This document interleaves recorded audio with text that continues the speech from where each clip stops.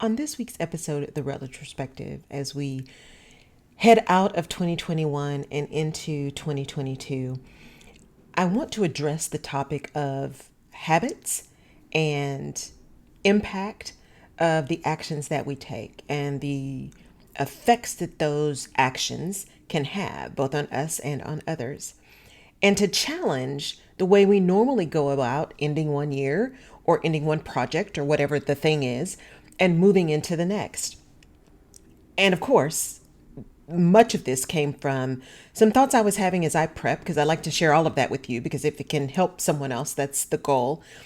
But also information that I gather in perspective, right? I love hearing other people's perspective so that it can challenge my own or solidify my own.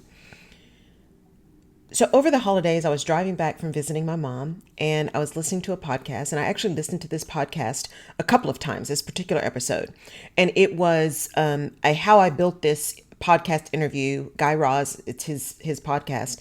And he was interviewing Fawn Weaver. And if you don't know who she is, Fawn Weaver is the CEO and founder of Uncle Nearest, which is a Tennessee whiskey.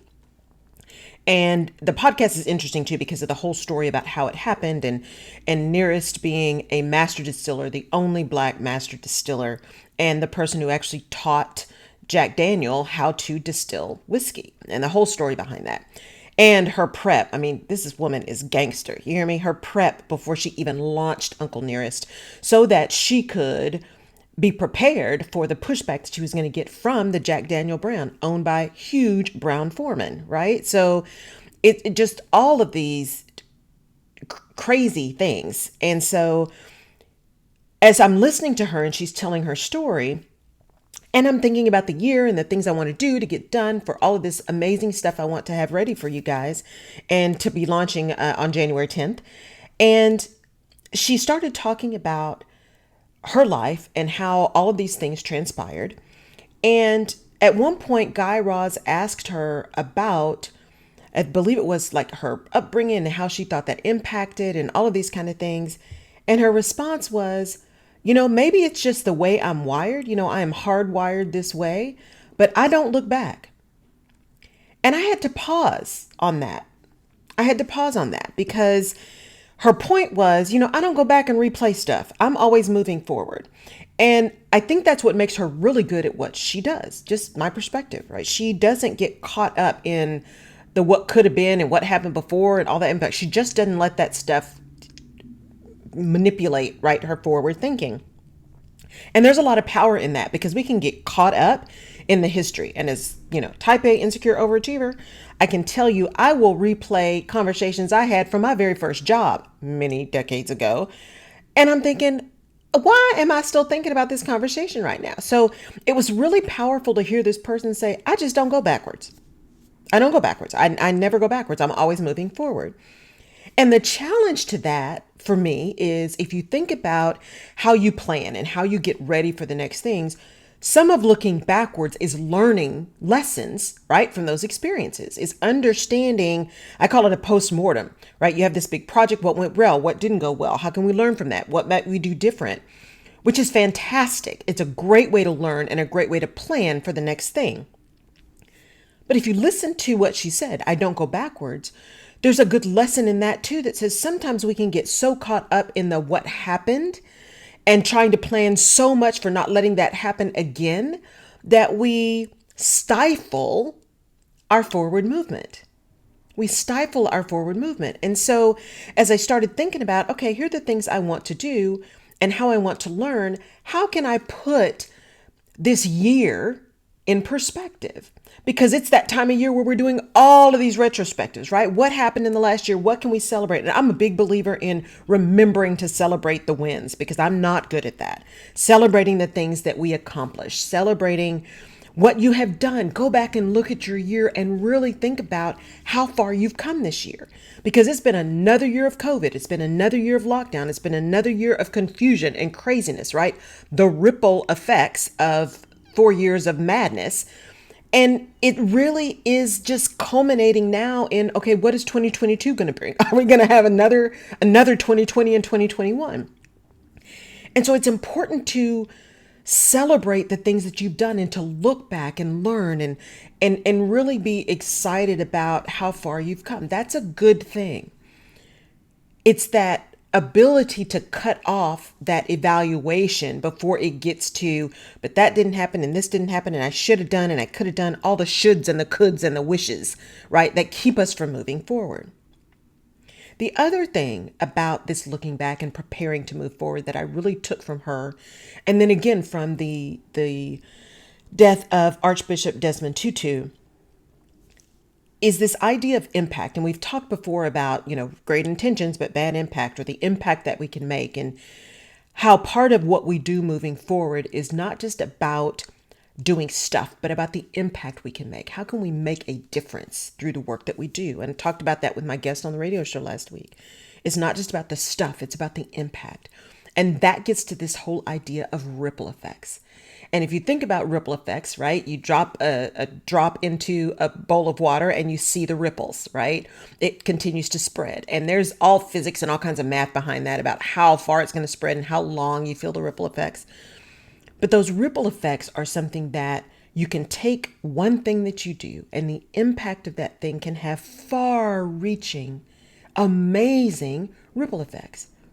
But just like everything else, sometimes the ripple effect can be really great, and sometimes that ripple effect can be really, really debilitating, as we're seeing now in this fight for voting rights and fight for women's reproductive rights and all of these kind of things. Those few decisions, those actions of a really loud few, are having ripple effects not only across our country, but across the world, right? The idea of, do facts really matter anymore? What's really truth? The inability of someone to just say that is just wrong, and a lack of courage, right? An inability to speak truth to power has far-reaching ripple effects on multitudes of people.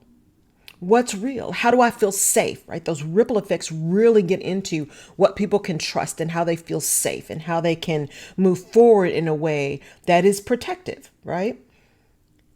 And so going into 2022, preparing for that, what are the things you can do to create impactful ripple effects that move things in a way that are positive? The things that maybe help that teenager who's been in foster care forever. I just saw a commercial about that the other night, about people adopting older children or taking them out of foster care because everybody wants the baby. Nobody's looking for, the teen, and how impactful that can be. The ripple effect of impacting positively that young person's life. When we think about Desmond Tutu, right, coming from a very, very poor upbringing and ultimately winding up as the Archbishop there in South Africa, in Cape Town, and his huge role in apartheid and leading the commission that Mandela assigned him to both address those who were pro-apartheid and anti-apartheid and the things that were done on both ends of that spectrum that were not good, and how to address those and overcome those, right? The ripple effect of this person, his infectious laugh, that's the one thing I've heard over the last couple of days, is he had just so much joy, not only when Mandela was released from prison, but when he won, right? When so many people were able to vote and you saw a change in South Africa, that ripple effect across the country. The things that we have seen with Mackenzie Scott, who took a really tough situation, I can only imagine, right? A tough situation, and is now using her wealth and her pain, right, and her tough challenge to create ripple effects across the nation, right, where she is giving away, yes, dollars, right, the impact of the dollars, but it's not just the money, it is the impact that money can make on lives, on institutions, on very people who need just a little bit of assistance, the ripple effect. And so as you start planning, right, deciding what your word is going to be for 2022 and how you are going to make moves in this next year, how you are going to take all of those things that you have overcome, all of those successes that you've had, all of those challenges that you've had and you've made it through, right? That real focus on how can I take what I learned and actually move forward as opposed to sitting in it. Think about how you're going to take 2022 and create your own ripple effect. How can you take that one thing you do, that one drop you make in the ocean, and impact multitudes? How can you speak to that one who then speaks to the next one, who then speaks to the next one, and as the old commercial used to say, and so on and so on and so on? Because it only takes one person. It truly only takes one person making a decision to make an impact. So as we end this year and you start thinking about 2022, or continue thinking about 2022 and where you want to go and what you want to do and who you want to continue to be, I challenge you to pause. Pause and think about the impact you want to make. Not just the action you want to take, but the impact you want to make. And how you can structure it in such a way so that the ripples are felt far and wide. I appreciate so much, as one of my successes, you guys being a part of the Rutledge Perspective, a part of my village. Listening, watching, downloading, reviewing, liking, it is all impactful for me. The ripple effect is absolutely felt, heartfelt, and gratefully appreciated. Thank you for tuning in. I really hope that you have learned something and can pass this on to someone else. I will continue to show up. Stay tuned for some really interesting things coming in 2022 that I hope will help you take your game to the next level. Have a fantastic end of your year. Let's let it go out with a bang, a safe bang, and I'll catch you in 2022. Take care.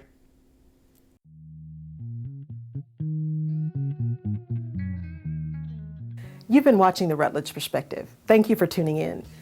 If we have given you a different perspective, or if you've learned something new that you hadn't thought about before, please subscribe to the Rutledge Perspective podcast where you get your favorite podcasts, and give us a like on iTunes or Google Play or Stitcher.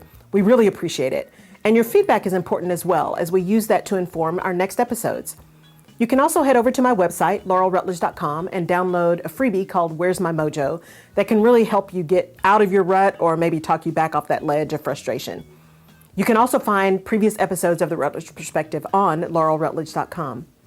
I really appreciate your tuning in. Thank you so much, and we'll see you next time.